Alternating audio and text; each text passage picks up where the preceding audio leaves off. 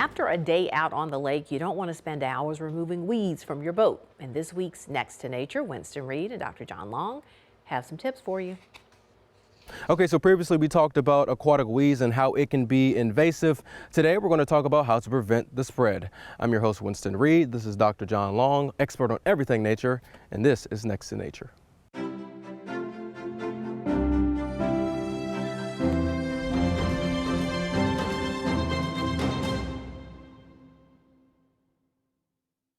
All right, so Dr. Long, this seems like a pretty advanced cleaning station, but I'm pretty sure it's not accessible to everybody. So if you want to remove those aquatic weeds from your boat, how do you go about that? Well, Winston, this is a very nice thing to have. If you have one at your local lake, it's really a good thing to have. It has everything you need to clean your boat as soon as you pull it out of the water.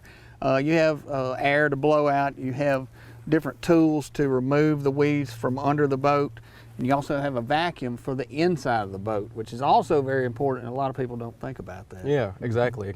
Now, if you don't have this, how do you go about it? Well, you try to be as diligent as you can.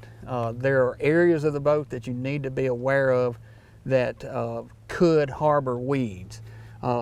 Especially when you're taking the boat out of the water, that's when you're going to have to be diligent in looking for where those plants are. You need to check your propeller. You need to check under the boat where the bunks are, where the boat makes contact with the trailer. You need to check your trolling motor. And also you need to check the inside of the boat. One of the things that you need to make sure you do is pull the drain plug in your boat to make sure all that water, if there's any weeds that got sucked up into the boat itself, you can drain that water and remove those weeds. And this is like, what, a 20-30 minute process? Probably. It really depends on the size of the boat. If it's a smaller boat, obviously it won't take as long as if you had a large bass boat or something like that. And do you need to do this every time before you take your boat out onto the water? Well, when you take it out of the water, yes, absolutely. Especially if you are in a lake that has invasive type weeds. Any weed, as I said, could be invasive if it takes a hold of your lake and spreads to outside of its norm. And you can find the weeds in any body of water, correct? You can. A healthy body of water will have weeds in it. Yeah. It's just you don't want it to be overpopulated. Certainly.